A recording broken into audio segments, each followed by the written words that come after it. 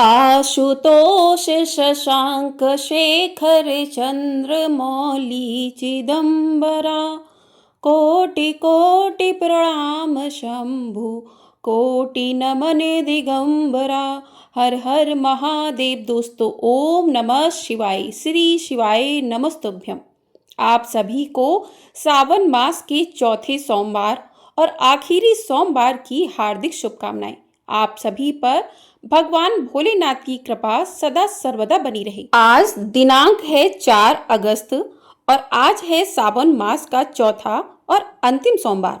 आज भगवान शिव की पूजा करने के लिए प्रदोष काल का समय शाम 6:18 से 7:48 तक रहेगा।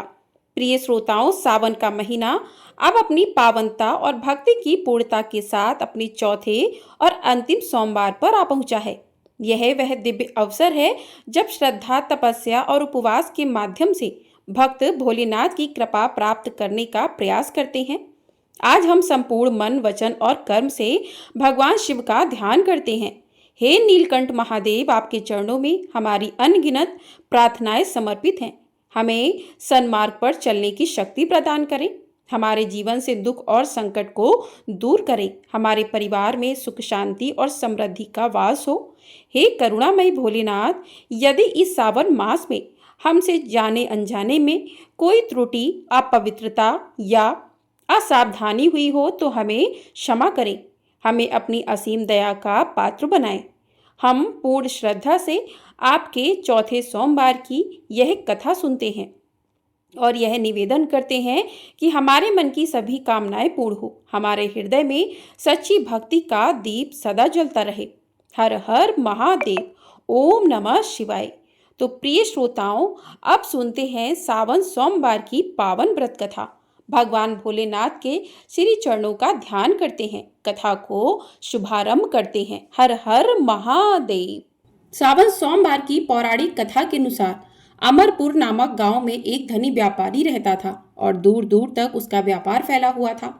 नगर में उस व्यापारी का सभी लोग मान सम्मान करते थे। इतना सब कुछ होने पर भी वह व्यापारी अंतर्मन से बहुत दुखी था, क्योंकि उस व्यापारी का कोई पुत्र नहीं था। दिन रात उसे एक ही चिंता सताती रहती थी कि उसकी मृत्यु के बाद उसके इतने बड़े व्यापार और धन संपत्ति को कौन संभालेगा। पुत्र पाने की इच्छा से वह व्यापारी प्रत्येक सोमवार भगवान शिव की व्रत पूजा किया करता था। सायंकाल को व्यापारी शिव मंदिर में जाकर भगवान शिव के सामने घी का दीपक जलाया करता था। उस व्यापारी की भक्ति देखकर एक दिन देवी पार्वती ने भगवान शिव से कहा कि हे प्राणनाथ, यह व्यापारी आपका सच्चा भक्त है। कितने दिनों से यह सोमवार का व्रत और पूजा नियमित कर रहा है। हे प्रभु, आप इस व्यापारी की मनोकामनाओं को अवश्य पूर्ण करें। भगवान शिव ने मुस्कुराते हुए कहा कि हे पार्वती, इस संसार में सबको उसके कर्म के अनुसार फल की प्राप्ति होती है। प्राणी जैसा कर्म करते हैं उन्हें वैसा ही फल प्राप्त होता है। इसके बावजूद भी पार्वती नहीं मानी। उन्होंने भगवान भोलेनाथ से आग्रह करते हुए कहा, नहीं प्राणनाथ, आपको इस व्यापारी की इच्छा पूरी करनी ही पड़ेगी, क्योंकि यह आपका अनन्य भक्त है। प्रत्येक सोमवार आपका विधिवत व्रत रखता है और पूजा अर्चना के बाद आपको भोग लगाकर एक समय भोजन ग्रहण करता है। आपको इसे पुत्र प्राप्ति का वरदान देना ही होगा। देवी पार्वती का इतना आग्रह देखकर भगवान शिव ने कहा, हे देवी, तुम्हारे आग्रह पर मैं इस व्यापारी को पुत्र प्राप्ति का वरदान देता हूँ, लेकिन इसका पुत्र 16 वर्ष से अधिक जीवित नहीं रहेगा। उसी रात भगवान शिव ने स्वप्न में उस व्यापारी को दर्शन देकर उसे पुत्र प्राप्ति का वरदान दिया और उसके पुत्र के 16 वर्ष तक जीवित रहने की बात भी बताई। भगवान के वरदान से व्यापारी को खुशी तो हुई, लेकिन पुत्र की अल्पायु की चिंता ने उसे उस खुशी को नष्ट कर दिया। व्यापारी पहले की तरह सोमवार का विधिवत व्रत करता रहा। कुछ महीने पश्चात उसके घर में अति सुंदर पुत्र उत्पन्न हुआ। पुत्र जन्म से व्यापारी के घर में खुशियां भर गईं। बहुत धूमधाम से पुत्र जन्म का समारोह मनाया गया। व्यापारी को पुत्र जन्म की अधिक खुशी नहीं हुई, क्योंकि उसे पुत्र की अल्पायु के रहस्य का पता था। उस व्यापारी के अलावा यह रहस्य घर में कोई भी किसी को भी मालूम नहीं था। विद्वान ब्राह्मणों ने उस पुत्र का नाम अमर रखा। जब अमर 12 वर्ष का हुआ तो शिक्षा प्राप्ति के लिए उसे वाराणसी भेजने का निश्चय हुआ।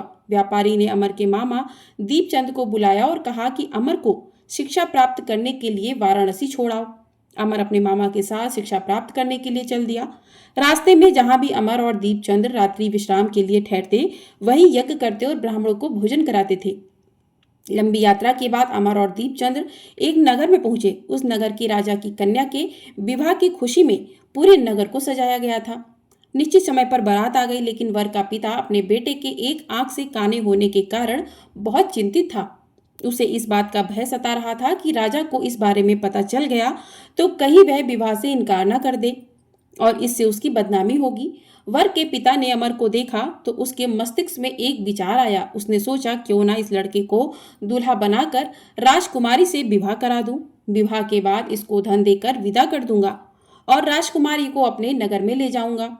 वर के पिता ने इसी संबंध से अमर और दीपचंद से बात की। दीपचंद ने धन मिलने के लालच में वर के पिता की बात स्वीकार कर ली। अमर को दूल्हे के वस्त्र पहनाकर राजकुमारी चंद्रिका से विवाह करा दिया गया। राजा ने बहुत सा धन देकर राजकुमारी को विदा किया। अमर जब लौट रहा था तो सच नहीं छिप सका और उसने राजकुमारी की ओढ़नी पर लिख दिया कि राजकुमारी चंद्रिका, तुम्हारा विवाह तो मेरे साथ हुआ था, लेकिन मैं तो वाराणसी में शिक्षा प्राप्त करने जा रहा हूँ। अब तुम्हें जिस नवयुवक की पत्नी बनना पड़ेगा वह एक आंख से काना है। जब राजकुमारी ने अपनी ओढ़नी पर लिखा हुआ देखा और उसे पढ़ा तो उसके काने लड़के के साथ जाने से इनकार कर दिया। जब राजा को जानकारी मिली कि काने राजकुमार के साथ उसकी पुत्री का विवाह नहीं हुआ है, तो राजकुमारी को महल में रख लिया। उधर अमर अपने मामा दीपचंद के साथ वाराणसी पहुंच गया।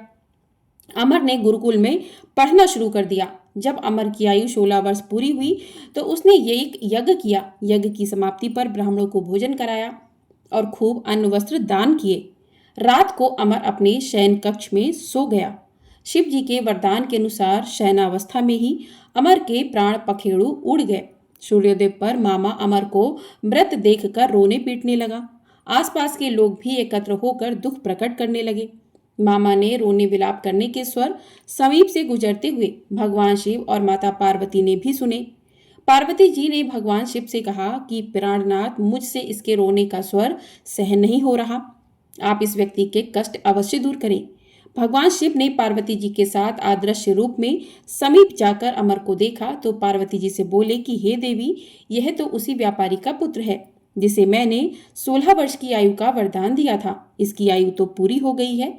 पार्वती जी ने फिर भगवान शिव से निवेदन किया कि हे प्राणनाथ, आप इस लड़के को जीवित करें, नहीं तो इसके माता पिता पुत्र की मृत्यु के कारण रोकर अपने प्राणों का त्याग कर देंगे।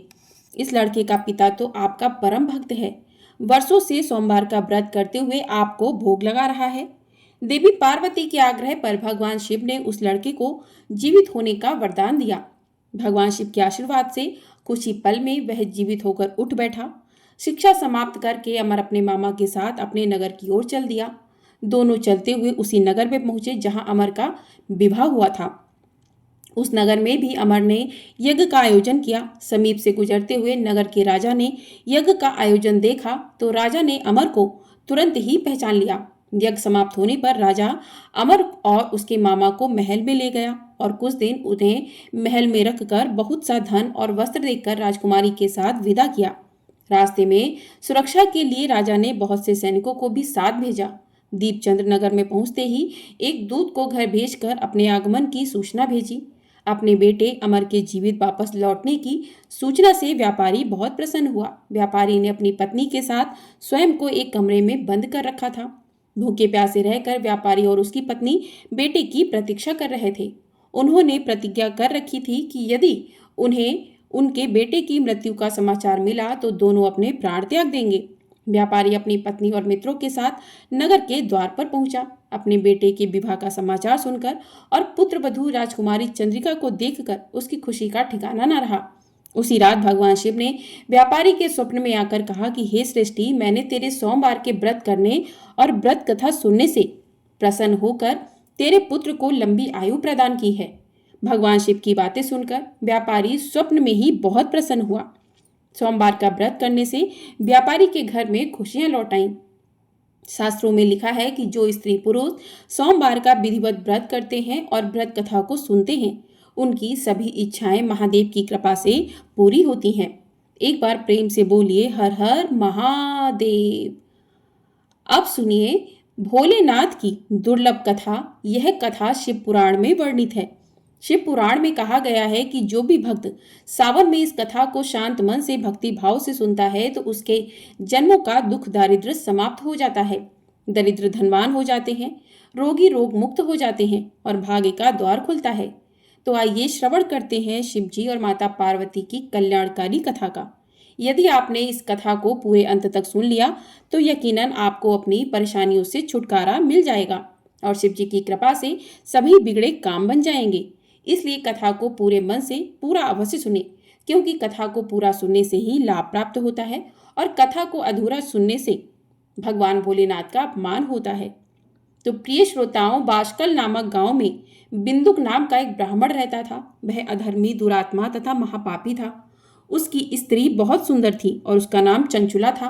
वह सदा उत्तम धर्म का पालन करती थी, परंतु बिंदु वैश्यागामी था। इस तरह कुकर्म करते हुए बहुत समय व्यतीत हो गया। उसकी स्त्री काम से पीड़ित होने पर भी स्वधर्म नाश के भय से कलेश सहकर भी काफी समय तक धर्म भ्रष्ट नहीं हुई, परंतु आगे चलकर वह भी अपने दुराचारी पति के आचरण से प्रभावित होकर दुराचारणी और अपने धर्म से विमुख हो गई। इस तरह दुराचार में डूबे हुए उन पति पत्नी का बहुत सा समय व्यर्थ बीत गया। वैश्यागामी दूषित बुद्धि वाला वह दुष्ट ब्राह्मण बिंदुक समयानुसार मृत्यु को प्राप्त हो नरक में चला गया। बहुत दिनों तक नरक के दुखों को भोगकर वह मूढ़ बुद्धि पापी विंध्या पर्वत पर भयंकर पिशाच हुआ। इधर उस दुराचारी बिंदु के मर जाने पर वह चंचुला नामक स्त्री बहुत समय तक पुत्रों के साथ अपने घर में रहती रही। पति की मृत्यु के बाद वह भी अपने धर्म से गिरकर पराय पुरुषों का संग करने लगी थी। सतियां विपत्ति में भी अपने धर्म का पालन करना नहीं छोड़ती। यही तो तप है। तप कठिन तो होता है, लेकिन इसका फल मीठा होता है। विषय इस सत्य को नहीं जानता, इसलिए वह विषयों के विषफल का स्वाद लेते हुए भोग करता है। एक दिन देव योग से किसी पुण्य पर्व के आने पर वह अपने भाई बंधुओं के साथ गोकर्ण क्षेत्र में गई। उसने तीर्थ के जल में स्नान किया और बंधुजनों के साथ यत्र तत्र घूमने लगी। घूमते घूमते वह एक देव मंदिर में गई। वहां उसने एक ब्राह्मण के मुख से भगवान शिव की परम पवित्र कथा और मंगलकारी कथा सुनी।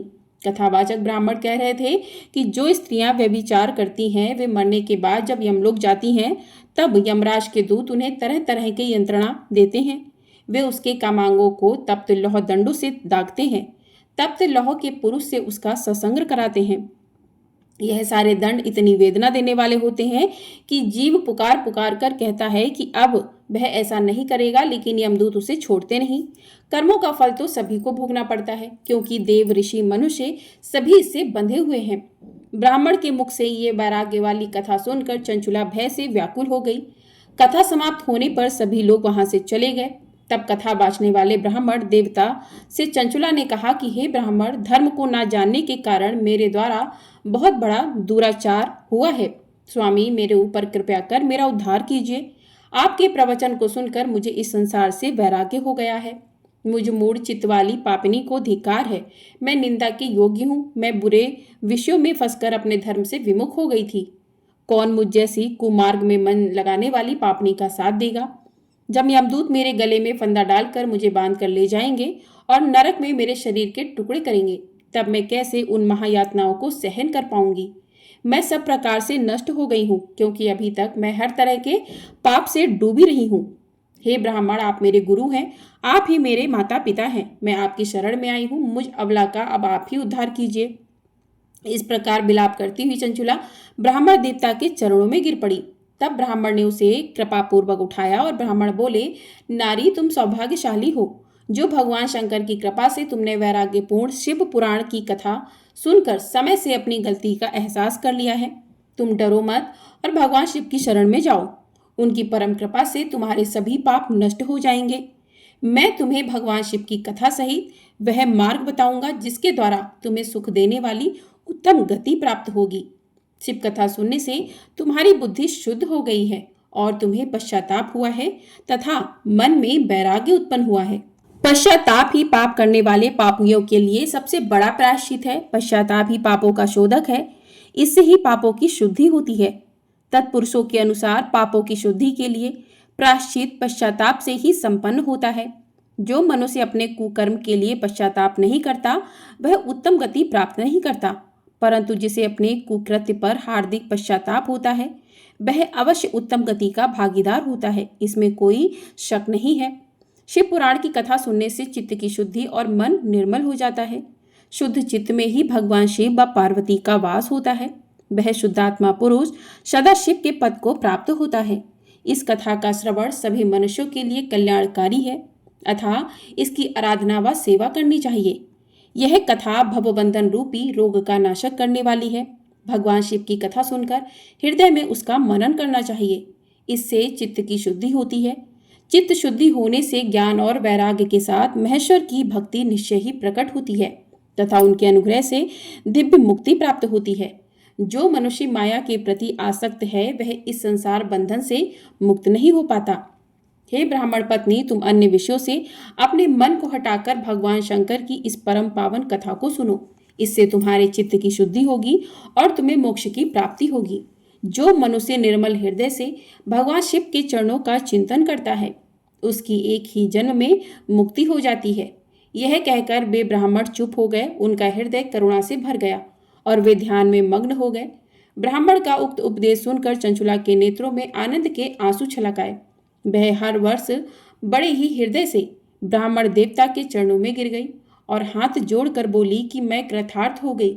हे ब्राह्मण शिव भक्तों में श्रेष्ठ स्वामीन, आप धन्य हैं।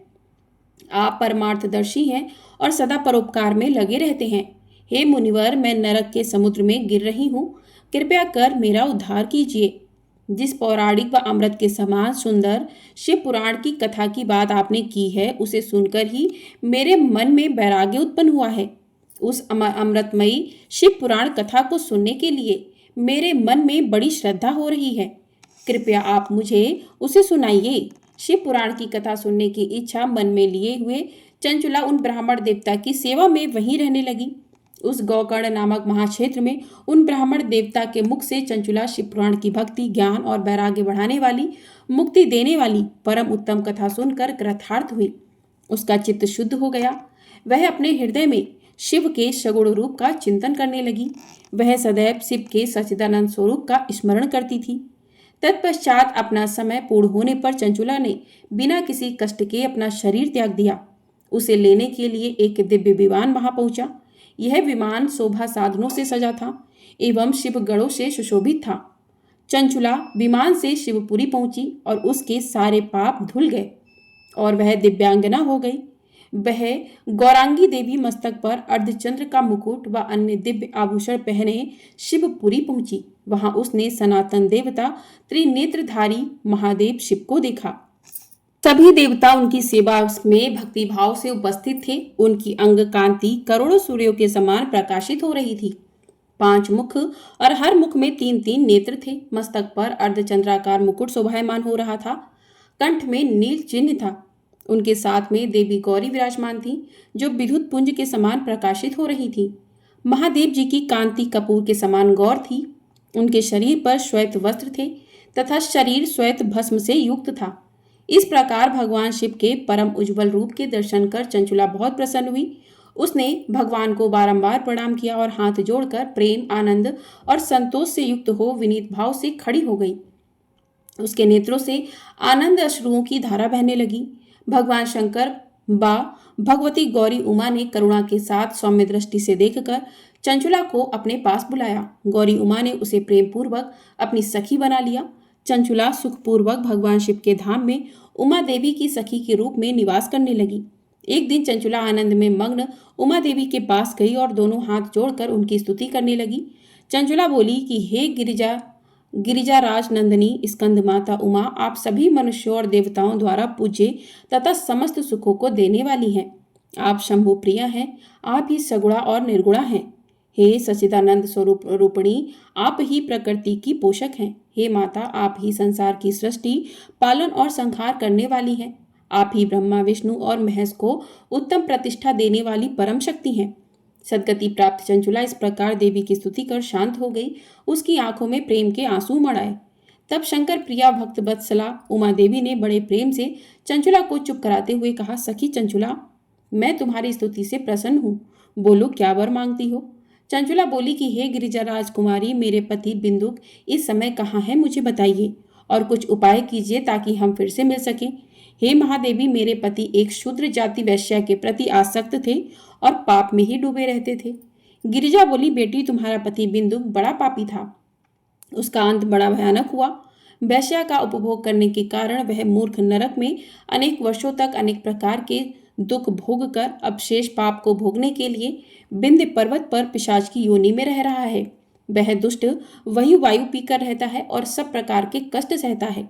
गौरी देवी की यह बात सुनकर चंचुला अत्यंत दुखी हो गई। फिर मन को किसी तरह स्थिर करते हुए दुखी हृदय से माँ गौरी से उसने एक बार फिर पूछा कि हे महादेवी, मुझ पर कृपा कीजिए और मेरे पापी पति का आप उद्धार कर दीजिए। कृपया करके मुझे वह उपाय बताइए जिससे मेरे पति को उत्तम गति प्राप्त हो सके। गौरी देवी ने कहा, यदि तुम्हारा पति बिंदुक शिव पुराण की पूर्णिमय उत्तम कथा सुने तो वह इस दुर्गति को पार करके उत्तम गति का भागी हो सकता है।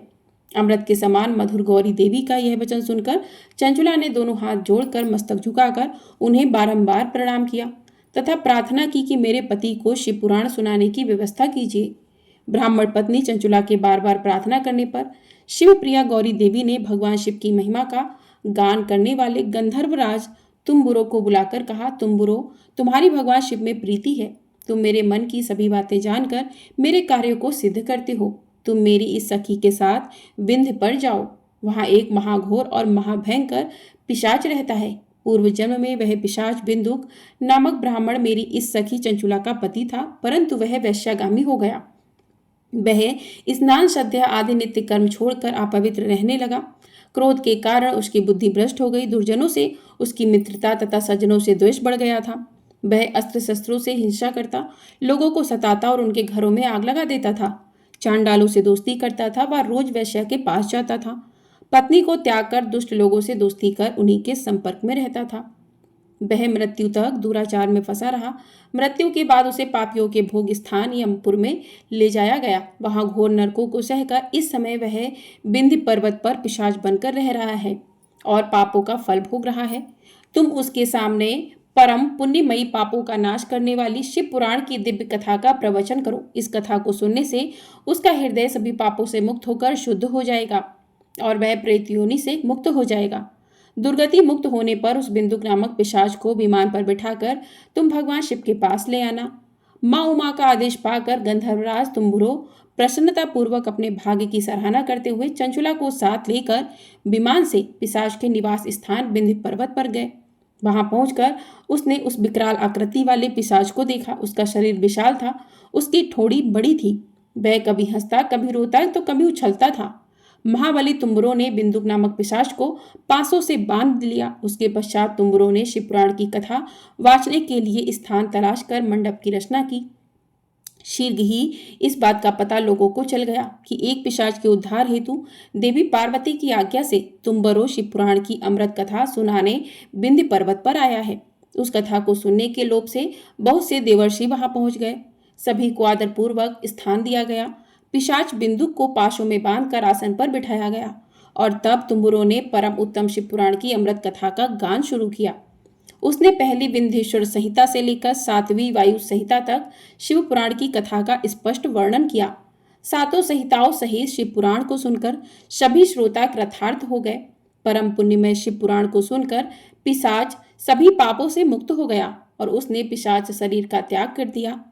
शीघ्र ही उसका दिव्य रूप दिव्य हो गया। उसका शरीर गौर वर्ण का हो गया। शरीर पर श्वेत वस्त्र एवं पुरुषों के आभूषण आ गए। इस प्रकार दिव्य देहधारी होकर बिंदुक अपनी पत्नी चंचुला के साथ स्वयं भी भगवान शिव का गुणगान करने लगा। उसे इस दिव्य रूप में देखकर सभी को बहुत आश्चर्य हुआ। उसका मन परमानंद से परिपूर्ण हो गया। सभी भगवान महेश्वर के अद्भुत चरित्र को सुनकर कृतार्थ हो उनका यशोगान करते हुए अपने अपने धाम को चले गए। बिंदुक अपनी पत्नी चंचुला के साथ विमान में बैठकर शिवपुरी की ओर चल दिया। महेश्वर के गुणों का गान करता हुआ बिंदुक अपनी पत्नी चंचुला व तुम्बुरो के साथ शीघ्र ही शिवधाम पहुंच गया। भगवान शिव व देवी पार्वती ने उसे अपना पार्षद बना लिया। दोनों पति पत्नी सुखपूर्वक भगवान महेश्वर और देवी गौरी के श्री चरणों में अविचल निवास पाकर धन्य हो गए। प्रेम से बोलिए शिव शंकर भगवान की जय, माता पार्वती की जय। तो इस प्रकार से सावन सोमवार और भगवान शिव भोलेनाथ की कथा पूर्ण हुई। अब सुनिए श्री शिव चालीसा। जय गणेश गिरिजा सुवन मंगल मूल सुजान, कहते अयोध्या दास तुम देहु अभय वरदान। जय गिरिजापति दीन दयाला, सदा करत संतन प्रतिपाला। भाल चंद्रमा सोहतनी के, कानन कुंडल नांग फनी के। अंग और सिर गंग बहाए, मुंड माल तन छार लगाए। वस्त्र खाल बागंबर सोहे, छवि को देखी नाग मन मोहे। मैना मातु की हवे दुलारी, वाम अंग सोहत छवि न्यारी। कर त्रिशूल सोहत छवि भारी, करत सदा शत्रुधन क्षयकारी। नंदी गणेश सोहे ते कैसे, सागर मध्य कमल है जैसे। कार्तिक श्याम और गणराहु, या छवि को कही जात न काऊ। देवन जब ही जाए पुकारा, तब ही दुख प्रभु आप निवारा। किया उपद्रव तारक भारी, देवन सब मिली तुम्हें जुहारी। तुरत सडानन आप पठायो, लव निमेष मह मारी गिरायो। आप जलंधर असुर संहारा, सुयस तुम्हार विदित संसारा। त्रिपुरासुर सन युद्ध मचाई, सबई कृपा कर लीन बचाई। किया तपई भागीरथ भारी, पूरब प्रतिज्ञाता सुपुरारी। दानिन मह तुम सम को नाही, सेवक स्तुति करई सदाई। वेद नाम महिमा तब गाई, अकथ अनादि वेद नहीं पाई। प्रकटि उदति मंथन में ज्वाला, जरत सुरासुर भय विहाला। कीन्ही दया तह तहमकारी सहाई, नीलकंठ तब नाम कहाई। पूजन रामचंद्र जब कीना, जीत के लंक विभीषण दीन्हा। सहस कमल में हो रहे धारी, कीन परीक्षा तभई पुरारी। एक कमल प्रभु राखे जोई, कमल नयन पूजन चह सोई। कठिन भक्ति देखी प्रभु शंकर, भय प्रसन्न दिए इच्छित वर। जय जय जय अनंत अविनाशी, करत कृपा सबके घटवासी। दुष्ट सकल नित मोहि सतावे, भ्रमत रहो मोहि चैन न आवे। त्राहि त्राहि मैं नाथ पुकारो, यही अवसर मोहि आन उबारो। ले त्रिशूल शत्रुघ्न को मारो, संकट से मोहि आन उबारो। मात पिता भ्राता सब होई, संकट में पूछत नहीं कोई। स्वामी एक है आस तुम्हारी, आए हरौ मम संकट भारी। धन निर्धन को देत सदाही, जो कोई जांचे सो फल पाही। स्तुति के ही विधि करे तुम्हारी, क्षमौ नाथ अब चूक हमारी। शंकर हो संकट के नाशन, मंगल कारण विघ्न विनाशन। योगी यति मुनि ध्यान लगावे, शारद नारद शीश नवावे। नमो नमो जय नमः शिवाय, शुर ब्रह्मादिक पार न पाए। जो यह पाठ करे मन लाई, तापर होत है शंभु सहाई। ऋषनिया जो कोई हो अधिकारी, पाठ करे सो पावन हारी। पुत्र होन कर इच्छा जोई, निश्चय शिव प्रसाद ते ही होई। पंडित त्रयोदशी को लावे, ध्यान पूर्वक होम करावे। त्रयोदशी व्रत करे हमेशा, ताके तन नहीं रहे कलेशा। धूप दीप नैवेद्य चढ़ावे, शंकर सम्मुख पाठ सुनावे। जन्म जन्म के पाप नसावे, अंत धाम शिवपुर में पावे। कहे अयोध्या दास आस तुम्हारी, जानी सकल दुख हरहु हमारी। नित्य नेम कर प्रातः ही, पाठ करो चालीसा। तुम मेरी मनोकामना पूर्ण करो जगदीश। मगसर छठी हेमंत ऋतु, संवत 64 जान। स्तुति चालीसा से भई पूर्ण कीन कल्याण। हर हर महादेव। ओम नमः शिवाय। अब करते हैं शिव जी की आरती। ओम जय शिव ओमकारा, प्रभु हर शिव ओमकारा। ब्रह्मा विष्णु सदा शिव अर्धांगी धारा। ओम जय शिव ओमकारा। एकानन चतुरानन पंचानन राजे, स्वामी पंचानन राजे। हंसानन गरुड़ासन वृषवाहन साजे। ओम जय शिव ओमकारा। दो भुज चार चतुर भुज, 10 भुज अति सोहे। स्वामी 10 अति सोहे। त्रिगुण रूप निरखता त्रिभुवन जन मोहे। ओम जय शिव ओमकारा। अक्षमाला बनमाला मुंडमाला धारी। चंदन मृग मद सोहे भाले शशिधारी। ओम जय शिव ओमकारा। श्वेतांबर पीतांबर बागंबर अंगे। सनकादिक गरुड़ादिक भूतादिक संगे। ओम जय शिव ओमकारा। करके मध्य कमंडल चक्र त्रिशूल धरता। जग हरता जग भरता जग पालन करता। ओम जय शिव ओमकारा। ब्रह्मा विष्णु सदा शिव जानत अभिवेका। प्रणवाक्षर के मध्य ये तीनों एका। ओम जय शिव ओमकारा। काशी में विश्वनाथ विराजत नंदन ब्रह्मचारी। नित उठ भोग लगावत महिमा अति भारी। ओम जय शिव ओमकारा। त्रिगुण शिव जी की आरती जो कोई नर गावे। कहत शिवानंद स्वामी सुख संपत्ति पावे। ओम जय शिव ओमकारा। ब्रह्मा विष्णु सदा शिव अर्धांगी धारा। ओम जय शिव ओमकारा। हर हर महादेव दोस्तों, ओम नमः शिवाय। इस प्रकार से सावन सोमवार की व्रत कथा पूर्ण हुई। आपको वीडियो पसंद आई हो, वीडियो को लाइक कर दीजिएगा। चैनल पर नए हैं तो चैनल को सब्सक्राइब भी कर लीजिएगा। आपको हमारे चैनल पर एकादशी की कथा भी सुनाई जाएगी, पुत्रदा एकादशी और प्रदोष व्रत की कथा भी सुनाई जाएगी। तो चैनल को सब्सक्राइब करके ढेर सारा अपना प्यार जरूर दीजिएगा और कमेंट बॉक्स में हर हर महादेव अवश्य लिखिएगा। हर हर महादेव। ओम नमः शिवाय।